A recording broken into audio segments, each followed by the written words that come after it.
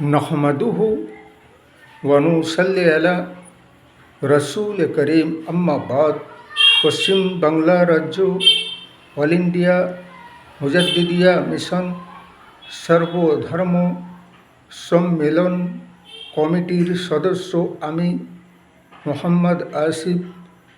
এছাড়া সর্বভারতীয় জাতীয় কংগ্রেস ন্যাশনাল ইন্ডিয়া গঠবন্ধন পশ্চিম বাংলা রাজ্য কংগ্রেস কমিটির সদস্য আমি হিন্দু মুসলিম শিখ ইসাই জৈন খ্রিস্টান আদিবাসী দলিত আমরা সকল ভাই ভাই। ধর্ম কোনোদিন শেখায় না আপোষে মতভেদ ভেদভাব রাখতে। ভারতবর্ষের আমরা এ বতন আমাদের সকলের। আজকাল তো এমন কিছু দেখা যায় আর দেখা যাচ্ছে যে ভারতবর্ষে 29টা রাজ্য আছে। যে রাজ্যে মজুদা শাসক দল বিজেপি সরকারের শাসন আছে সেই রাজ্যগুলোর যে হাল অবস্থা পরিস্থিতি আর হালাত যে পর্যায়ে দেখা যাচ্ছে, যেমনকি এই হালফিল আমাদের পশ্চিম বাংলা রাজ্যে বিজেপি শাসক দল যে ক্ষমতায় এলো, যাই হোককে চুরি ছিনতাই লুট কসট বেইমানি বেইনসাফি করে রাজগদ্দিতে এসে যে শুভেন্দু অধিকারী যে মুখ্যমন্ত্রী হয়েছেন, তো শুভেন্দু অধিকারীকে আমি বলতে চাই যে এমন লাগছে কি যে শুভেন্দু অধিকারীকে ওর যেন দিমাগ সন্তুলন বেহেক গেছে আর আল ফাল ভুল ভাল যা নয় তাই বলেই চলেছে আর বকেই চলেছে, যেন পাগলপনের দৌড়া পড়েছে ওকে। এই জন্যে ওর ব্রেন দিল দিমাগের ওয়াশ করার প্রয়োজন বা দরকার আছে।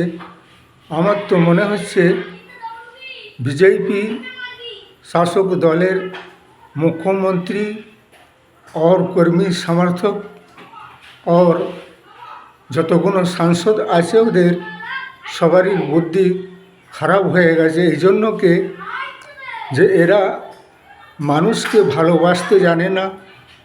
সবথেকে বড় খিদমত হচ্ছে মানব জাতি আর মানুষের খিদমত, কিন্তু এরা গরু ছাগল গাই ভেঁস ভেড় বকরিকে ভালোবাসে আর মানুষের সঙ্গে দুশ্মনী আর নফরতের ভাবনা রাখে আর মানুষকে ভালোবাসতে এরা জানে না।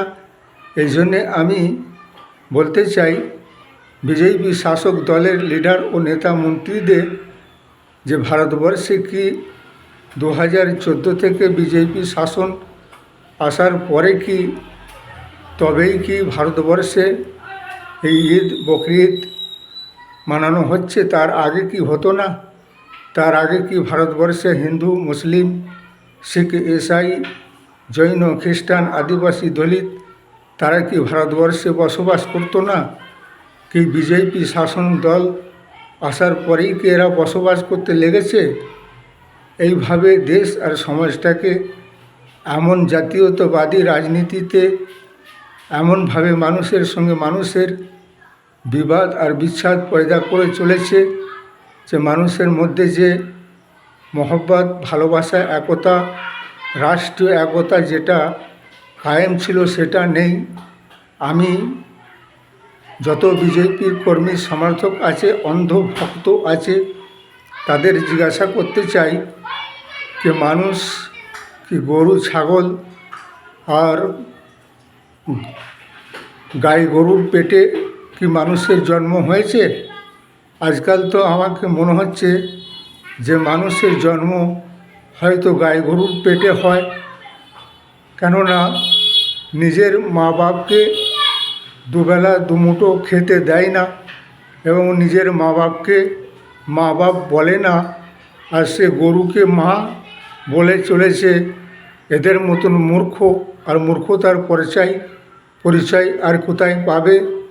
এই জন্যকে নিজের মা বাপকে বৃদ্ধা আশ্রমে রেখে আসা হচ্ছে, আর এখানে গরু ছাগল আর গাই ভেঁসকে নিয়ে মারামারি করা হচ্ছে।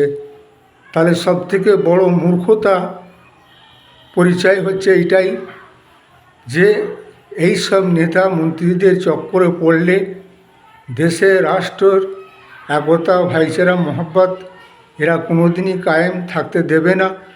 কেননা সকলেই স্বাধীনতা আজাদির পর থেকে ভারতবর্ষে যেভাবে জিন্দেগি জীবনযাপন করে এসেছে, আজ 2014 পর থেকে মানুষের মধ্যে সেই শান্তি, সুখ, চেন এবং রাষ্ট্রীয় একতা, ভালোবাসা, মহব্বত নেই।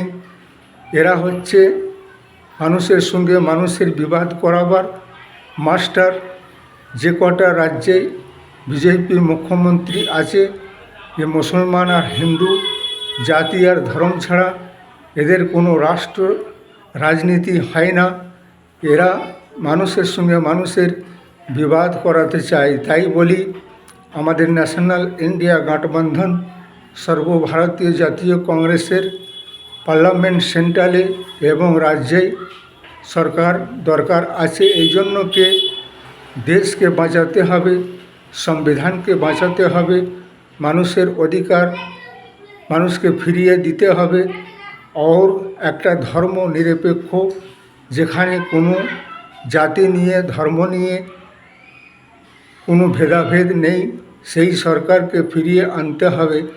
কেননা এরা বেরোজগারি দূর করার এদের কাছে কোনো চর্চা নেই। মূল্যবৃদ্ধি হয়ে চলেছে, মূল্যবৃদ্ধি কিসে কমবে?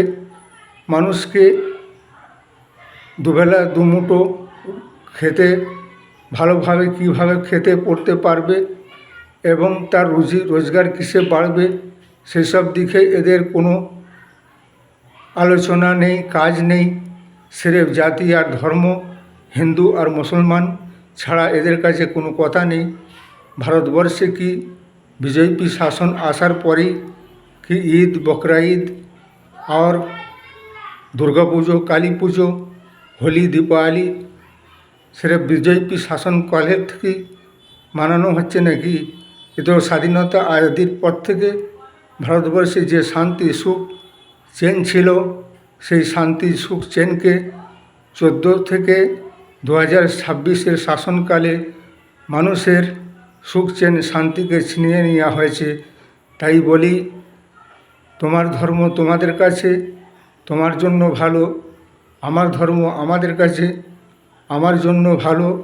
ধর্ম কোনো সাম্প্রদায়িক নয়, বলকে কিছু রাজনীতিক লিডার, নেতা, মন্ত্রী আছে, তারা জাতি আর ধর্ম নিয়ে সিরেফ রাজনীতি করে আর মানুষের মধ্যে মানুষের একটা বিবাদ আর বিচ্ছেদ, অশান্তির বাতাবরণ পয়দা করার চক্রান্ত আর ষড়যন্ত্র রচায়। তাই বলি, এই সব কূটনীতিক, রাজনীতিক লিডার, নেতা, মন্ত্রী থেকে দেশের জনগণকে হুঁশিয়ার আর সাবধান থাকতে হবে। আর আমাদের নিজেদের মধ্যে আপোষে ভালোবাসা, মহব্বত যে স্বাধীনতা আজাদির পর থেকে ছিল, তাকে ফিরিয়ে আনতে হবে। তাই বলি, আগামী দিনে সর্বভারতীয় জাতীয় কংগ্রেসের সরকার পার্লামেন্ট, সেন্ট্রাল এবং রাজ্যে, লোকসভায়, বিধানসভায়, গ্রাম পঞ্চায়েতে সব জায়গায় কায়েম করো। এই ভিডিওটাকে বেশি থেকে বেশি লাইক দেবেন, শেয়ার করবেন, সাবস্ক্রাইব দেবেন। জয় হিন্দ, জয় সংবিধান, জয় ভারত।